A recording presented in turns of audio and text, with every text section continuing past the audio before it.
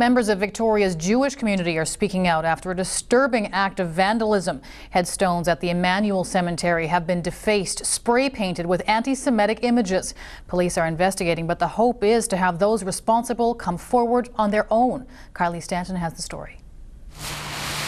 Clearing the leaves with a tarp and a rake, making sure these grounds remain immaculate. Progress already. It's been Jeff Perkins' responsibility for more than a decade, but these efforts are now being overshadowed by the work of vandals. Came and found the one thing I've been dreading finding here for 11 years, and that's an idiot being in here doing something stupid. 5 headstones at the Emmanuel Jewish Cemetery are desecrated, swastikas spray painted on each, some with offensive phrases. Come on, It happened sometime after Perkins' shift ended on December 30th and when he arrived again the next day. So I called the authorities and they took it from there.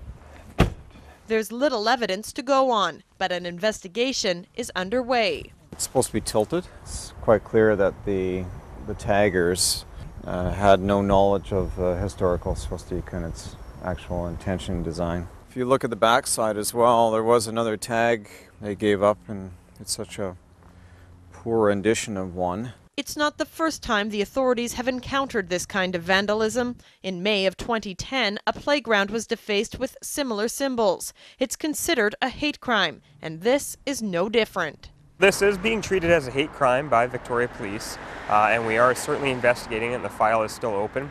But, being a cemetery and a graffiti-type crime, we're certainly going to be looking for any public input. But those connected to this site are hoping the vandal comes forward on their own. Members of the Jewish community have written an open letter, expected to be published this week. I'm looking to understand what would have motivated someone to come onto burial grounds, to come to sacred grounds and do an act like this, to use the swastika, which is really a symbol of hatred and a symbol of hopelessness, and be able to offer a chance for us to clean up the mess together and to meet some of the people here.